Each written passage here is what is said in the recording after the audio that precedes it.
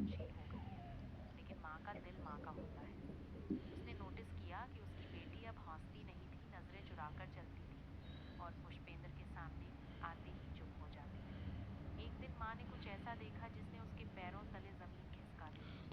उसने अपनी आंखों से पुष्पेंद्र के व्यवहार में वो गंदी कोशिश देख ली, जिसे वो अब तक अनदेखा करती आ रही थी। उस पल उसे समझ आ गया कि ये कोई गलतफहमी नहीं थी। वो आदमी बार बार जबरदस्ती की कोशिश कर रहा था और हर बार नाकाम होने के बाद और ज्यादा खतरनाक बनता जा रहा था। माँ की आंखों में आंसू थे, लेकिन दिल में आग। उसे अपने आप से नफरत हो रही थी कि उसने एक ऐसे आदमी पर भरोसा किया। वो बेटी के पास गई, उसे सीने से लगाया और पहली बार बेटी फूट फूट कर रोई। सालों का डर, घुटन और शर्म एक साथ बाहर आ गई। उस रात माँ ने तय कर लिया कि अब चुप रहना सबसे बड़ा गुनाह होगा। अगली सुबह घर में सन्नाटा था। पुष्पेंद्र को शायद अंदाजा हो गया था कि अब सच छुपा नहीं है। उसने बात घुमाने की कोशिश की, खुद को निर्दोष दिखाने की कोशिश की, लेकिन माँ की आंखों में अब अंधापन नहीं था। उसने साफ कहा कि वो उसकी हरकतें जानती है और अब उसे जवाब देना होगा।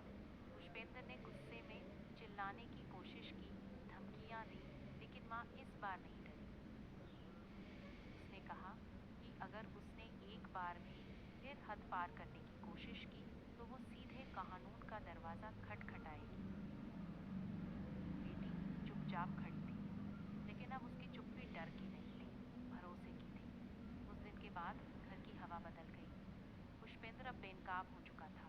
उसकी हर कोशिश नाकाम हो चुकी थी और अब उसके सामने सिर्फ एक रास्ता बचा था, सच का सामना करना।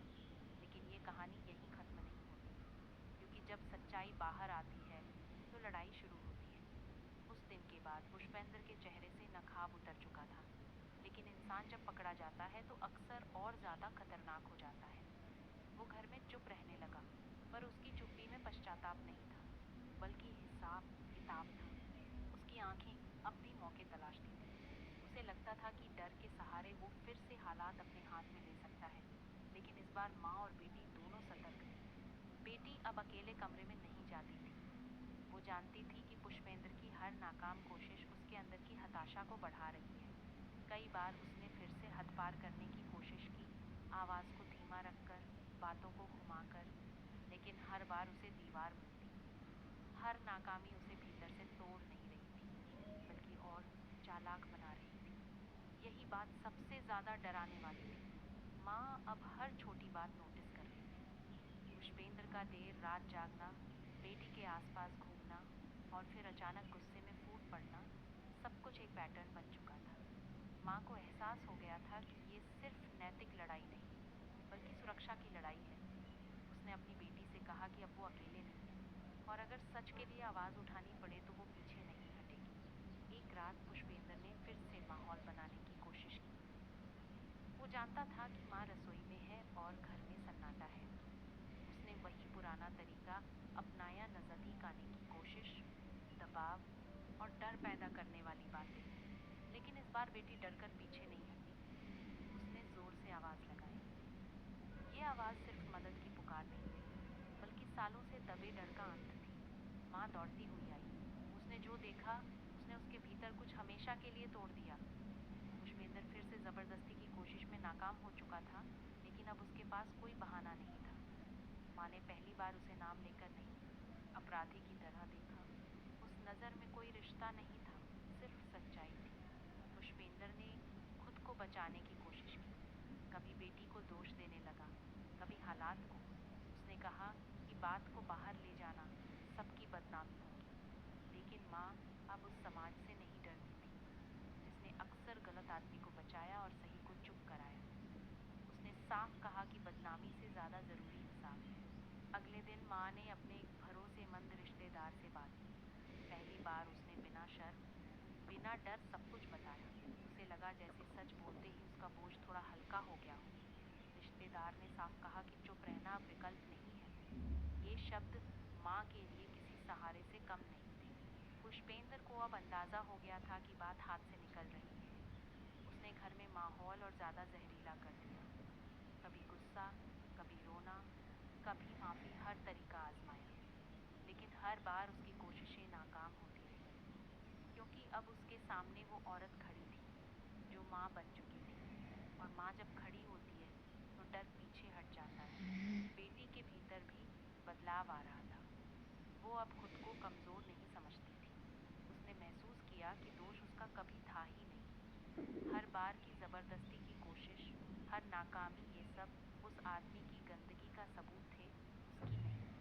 ये समझ उसके लिए आज़ादी जैसी थी। घर अब युद्ध का मैदान नहीं, बल्कि सच की तैयारी की जगह बन चुका था। माँ जानती थी कि आगे का रास्ता आसान नहीं होगा। लोग सवाल करेंगे, शक करेंगे, और शायद उंगलियां भी उठाएंगे। लेकिन उसने तय कर लिया था कि चाहे जो हो, वो अपनी बेटी को फिर कभी डर में नहीं जीने देगी। अगले कुछ दिन माँ और बेटी के लिए किसी इम्तिहान से कम नहीं थे।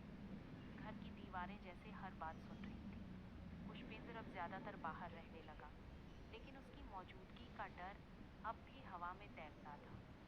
बेटी रात को चौंक कर उठ जाती, जैसे हर आवाज उसे उसी साई की याद दिला देती हो। माँ उसकी आंखों में डर देखती और खुद को कोसती कि उसने पहले क्यों नहीं समझा। एक सुबह माँ ने हिम्मत करके थाने जाने का फैसला किया। रास्ते भर उसके हाथ कांपते रहे।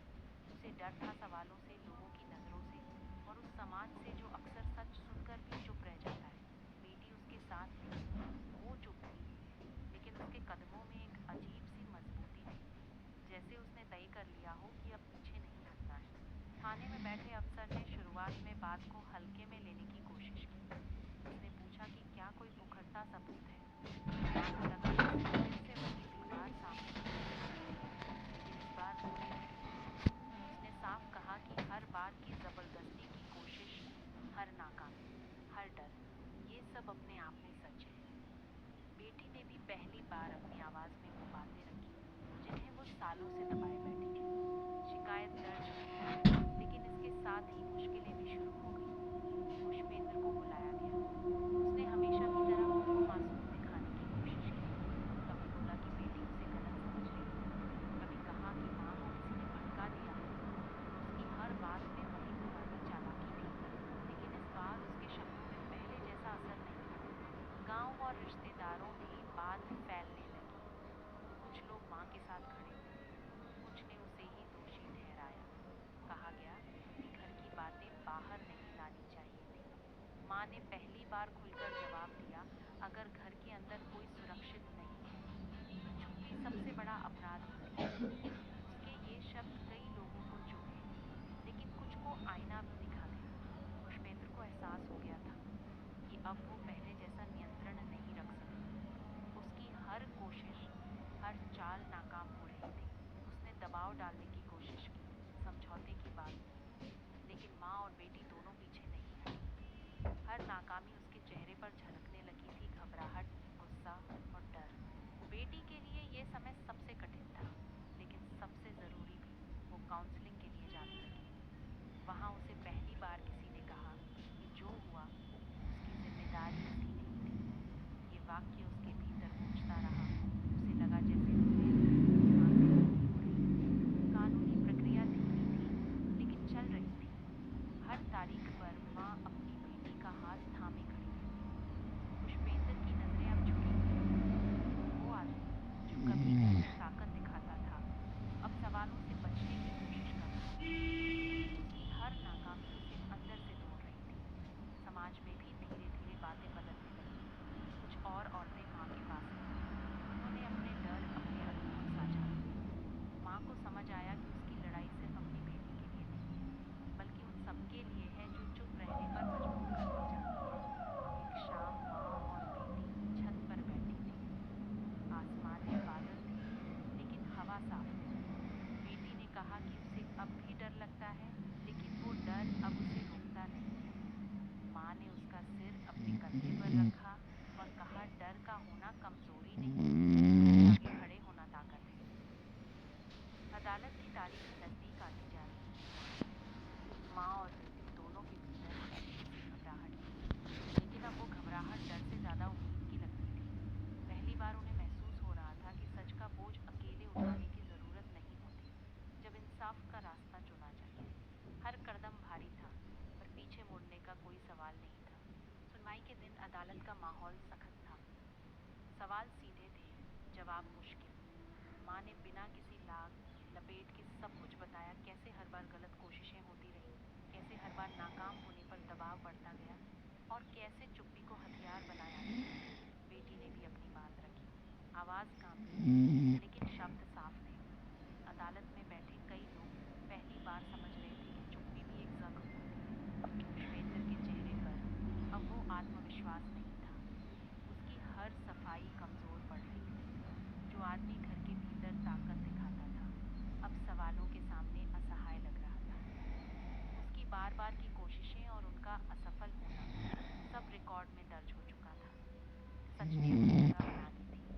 फैसला तुरंत नहीं आया, लेकिन दिशा साफ थी। अदालत ने सख्त टिप्पणियां की और सुरक्षा के आदेश दिए।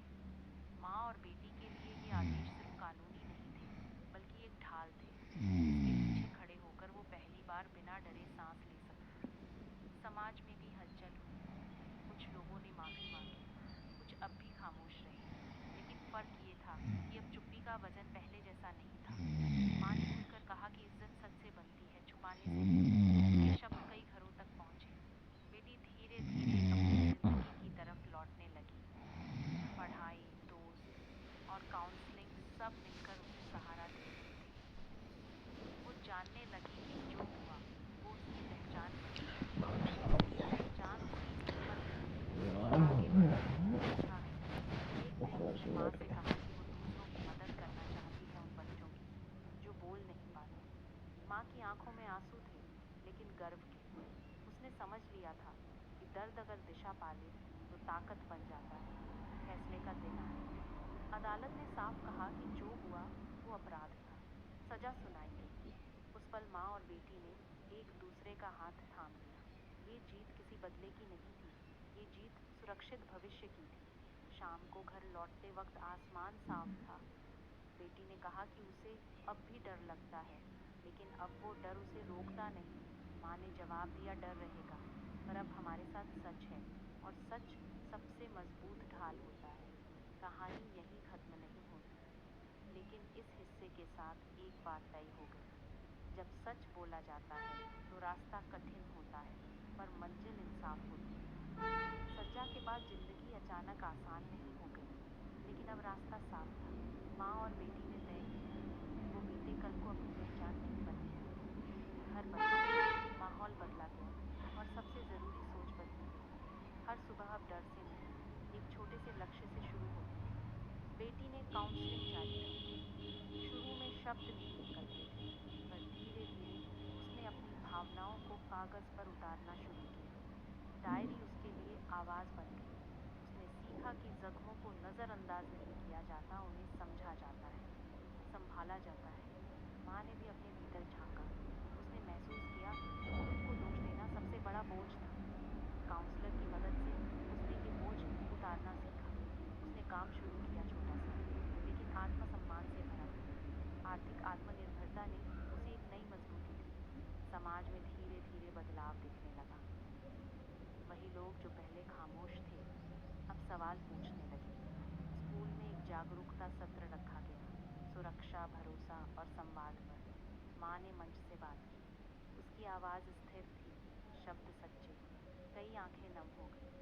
बेटी ने भी अपनी कहानी साझा की, बिना नाम, बिना पहचान। उसने कहा कि मदद मांगना कमजोरी नहीं है। उसकी बातों ने कई बच्चों को हिम्मत दी। उस दिन उसने पहली बार महसूस किया कि उसका दर्द किसी और की ढाल बन सकता है। समय के साथ दोनों ने छोटे छोटे सपने पूरे किए। एक सुरक्षित घर, नियमित दिनचर्या और हौसीले पल। डर अब भी आता था, लेकिन वो तय नहीं करता था कि आज क्या होगा। अब फैसले उनके अपने थे।